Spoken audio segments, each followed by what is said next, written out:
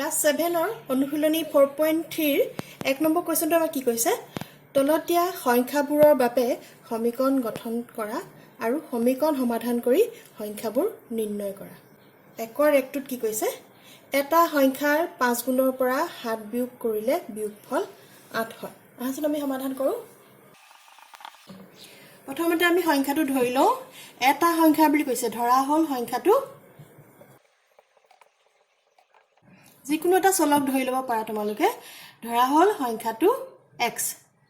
ইয়াত যিকোনো x y z p l m এনেকুৱা ধৰণৰ এলফাবেটবোৰ লব পাৰা ধৰা হল সংখ্যাটো x প্ৰশ্নমতে কি কৈছে এটা সংখ্যাৰ 5 গুণৰ পৰা এটা সংখ্যাৰ 5 গুণ xক 5 এ পূৰণ কৰি দিয়া 5 গুণৰ পৰা 7 বিয়োগ কৰিলে ইয়াৰ পৰা 7 বিয়োগ কৰি দিয়া বিয়োগফলটো 8 ওলাব এটোকে ধুনিয়াকে হজাই পেলাই লিখা কেনেকৈ লিখিবা 5 টো আগত দিয়া x টো পিছত দিয়া একেটা কথাই হয় না মইটো বুজি নাপাব বুলি এনেকৈ লিখিছো এটো আমি সমীকৰণটো এতিয়া গঠন কৰিলো এতিয়া এটো সমীকৰণ সমাধান কৰিব লাগে 5x 7 টো ইয়াত মাইনাস হৈ আছে সমান চিহ্ন ইফালে গলে কি হ'ব আমি পক্ষান্তৰ কৰিলে আমি কি পাম মাইনাস টো পক্ষান্তৰ কৰিলে মানে সমান চিহ্ন ইফালে গলে কি হয় প্লাস হৈ যায় 8 ৰ চিহ্ন হলনি নহয় 8 টো একে হৈ থাকিব হলনি কাৰ হ'ব এই 7 টো 7 টো প্লাস 7 বুজি পালানে 5x = হাতে হাতে যোগ কৰিলে কিমান পাম আমি 15 এতিয়া এই চিহ্নটো দিয়া হয় যেতিয়া দুফালে সমান চিহ্ন থাকে ইমপ্লাইজ দ্যাট এতিয়া x ৰ লগত 5 টো পূৰণ হৈ আছে সমান চিহ্ন ইফালে গলে কি হ'ব পূৰণটো কি হয় সমান চিহ্ন ইফালে গলে হৰণ হয়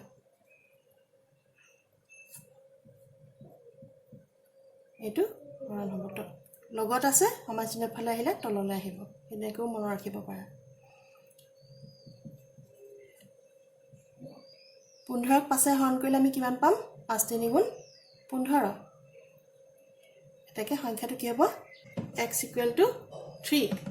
এতিয়া লিখা নিৰ্ণয় সংখ্যাটো কিমান পালো আমি 3 এটো হল তোমালোকৰ আনসাৰ 2 নম্বৰ কোৱেশ্যনটো কি কৈছে এটা সংখ্যাৰ 1/3 5তকৈ 2 বেছি আহাচোন আমি সমাধান কৰো ইয়াতো আমি সংখ্যাটো যিকোনো এটা চলক দি পেলাই ধৰি লওঁ ধৰা হল সংখ্যাটো ইকুৱেল টু আমি y বুলি ধৰি লওঁ প্ৰশ্নমতে এটা সংখ্যাৰ 1/3 সংখ্যা এটাক যদি আমি 3 এ হৰণ কৰি দিওঁ হয় না তো বুজি পাইছা নহয় 3 ভাগৰ 1 পূৰণ y এই সংখ্যাটোৰ 1/3 মানে কিমান আমি কেনেকৈ লিখো y/3 এটা কি কৈছে এটা সংখ্যাৰ 1/3 5তকৈ 2 বেছি 1/3টো 5তকৈ 2 বেছি ইয়াৰ পৰা আমি y মানটো উলিয়াব লাগে 5 এ 2 এ কিমান হ'ব 7 এতিয়া চাবা এই y টো 3 এ হৰণ কৰি আছে সমান চিহ্ন ইফালে গলে কি হ'ব হৰণ হৈ থাকিলে কি হয় পূৰণ হয় তেতিয়া y = কি হ'ব 7 ×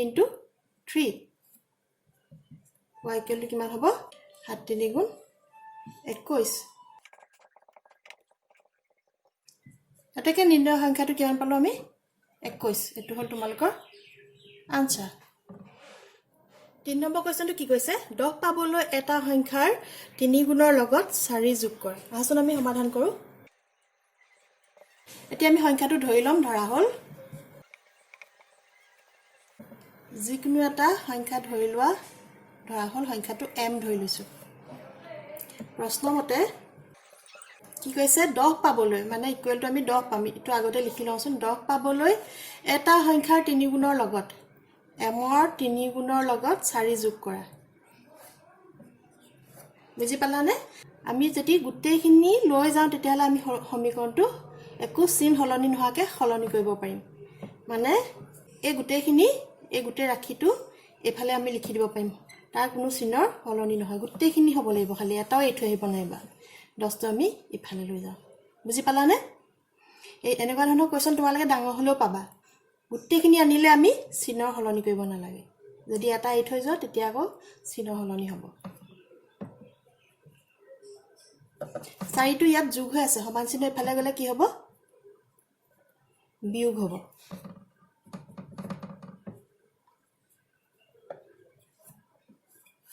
এতিয়া m ৰ লগত 3টো পূৰণ হৈ আছে সমান চিহ্ন ইফালে গ'লে কি হ'ব হৰণ হ'ব হয় না m টো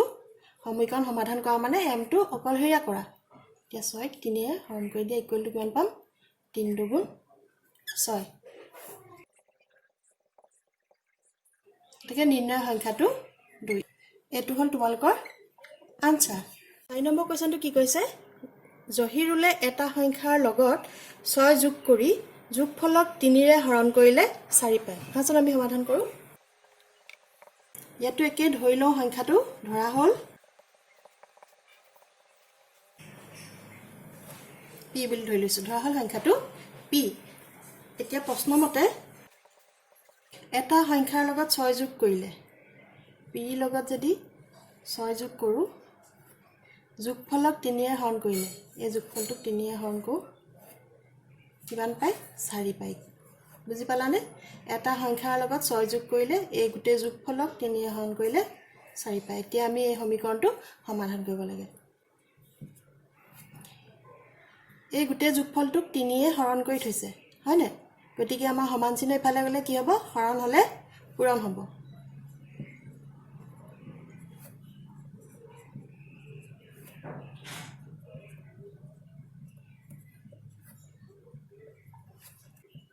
এতিয়া p লগত 6 টো যোগ হৈ আছে সমান চিহ্ন ইফালে গ'লে কি হ'ব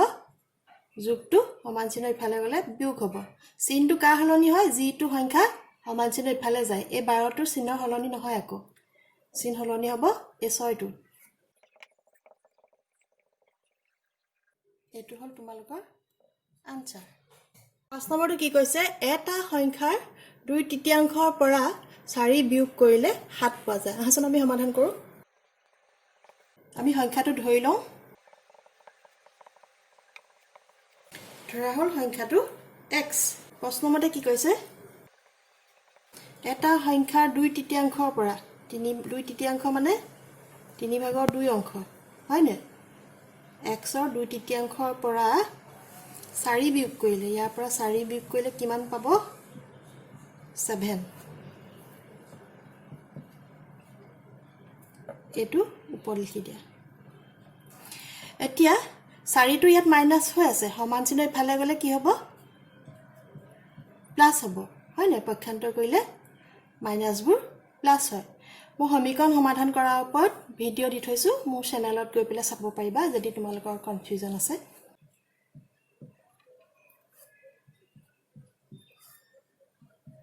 এতিয়া টুৱাইস x ক 3 য়ে হৰণ হৈ আছে সমান চিহ্ন ইফালে গ'লে কি হ'ব হৰণবোৰ পূৰণ হয়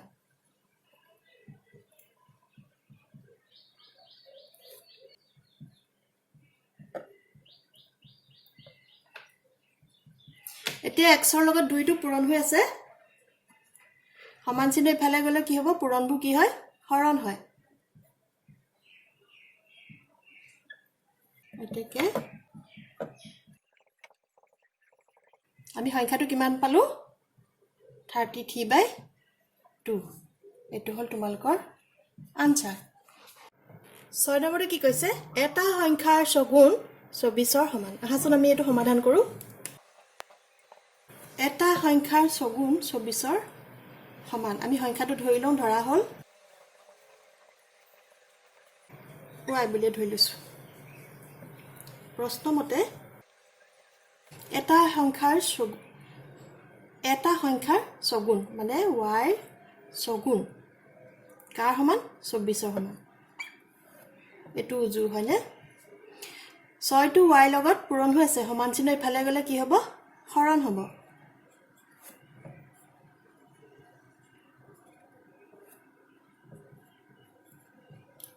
6 4 গুণ 24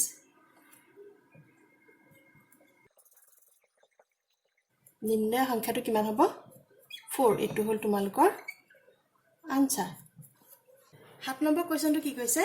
এটা সংখ্যাৰ 1/4 লগত 5 যোগ কৰিলে 6 পোৱা যায় আমি সংখ্যাটো ধৰি লওঁ a বুলি ধৰি লৈছো ধৰা হ'ল সংখ্যাটো a প্ৰশ্ন মতে কি কৈছে এটা সংখ্যাৰ 1/4 লগত হলনে 4/1 লগত 5 যোগ কৰিলে 5 যোগ কৰিলে কিমান পোৱা যায় 6 পোৱা যায় বুজি পালা 1/4 এটা সংখ্যাৰ a 1/4 মানে 4 এখন কৰিব লাগিব হয় নে লগত 5 যোগ কৰিলে 6 পোৱা যায়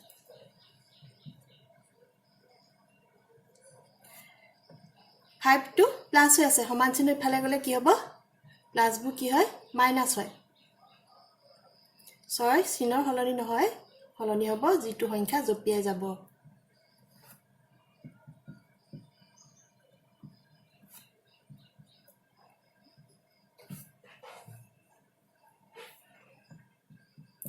এতিয়া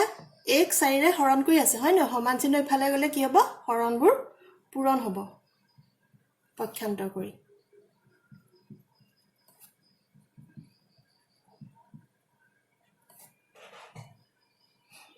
বুজি পালানে নিৰ্ণয় সংখ্যাটো কি হ'ব এটো হল তোমালোকৰ আনসাৰ 8 নম্বৰ কোৱেশ্চনটো কি কৈছে এটা সংখ্যাৰ 3/4 12ৰ সমান আহাচোন আমি সমাধান কৰো ধৰা হল সংখ্যাটো x বুলি ধৰি লওঁ প্ৰশ্নমতে কি কৈছে এটা সংখ্যাৰ 3/4 মানে 4/3 অংশ x ৰ মানে সংখ্যা এটাৰ 3/4 কাৰ সমান 12ৰ সমান এতিয়া 4 টো ইয়াত হৰণ হৈ আছে ইফালে গলে কি হ'ব হৰণটো পূৰণ হ'ব বা তলত আছে ইফালে গলে কি হ'ব ওপৰলৈ যাব এতিয়া x ৰ লগত 3 টো কি হৈ আছে পূৰণ হৈ আছে সমান চিহ্ন ইফালে গলে কি হ'ব হৰণ হ'ব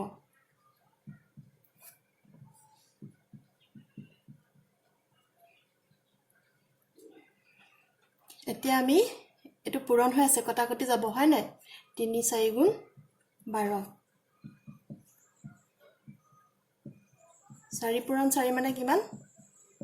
16 নিৰ্ণয় সংখ্যাটো কিমান হ'ব 16 হ'ব এটো হল তোমালোকৰ আনসাৰ